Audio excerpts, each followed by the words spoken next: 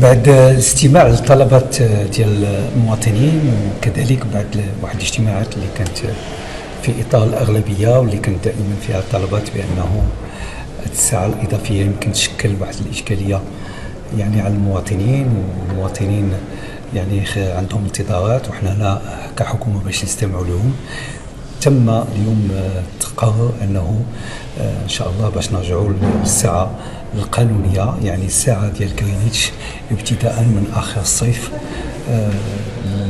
ديال هذه السنه، حتى نكون يعني انفاز مع متطلبات ديال المواطنين. صافي، تهنينا من زيادة الساعة. أخيراً وبشكل رسمي المغرب كيعلن الرجوع للساعة القانونية غرينتش، ونهاية ساعة أخنوش اللي عذبت المغاربة لسنوات. رئيس الحكومة عزيز أخنوش خرج اليوم وفجرها، وقال باللي استجابة لطلبات المواطنين والمشاكل اللي كانت كديرها الساعة الإضافية للوليدات في المدارس والموظفين، تقرر رسمياً نرجعوا للساعة القديمة. هذا القرار غادي يطبق ابتداء من نهاية صيف 2026، يعني هذه هي آخر شهور غادي نعيشوها مع هذه الزيادة اللي دوخت لنا المغانة.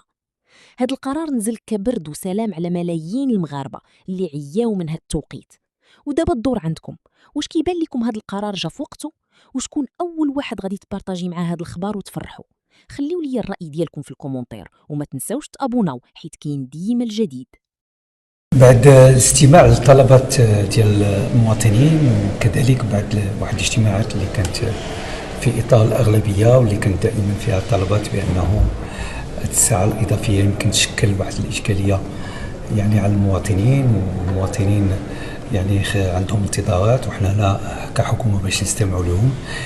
تم اليوم تقرر انه ان شاء الله باش نرجعوا للساعه القانونيه، يعني الساعه ديال غرينتش ابتداء من اخر الصيف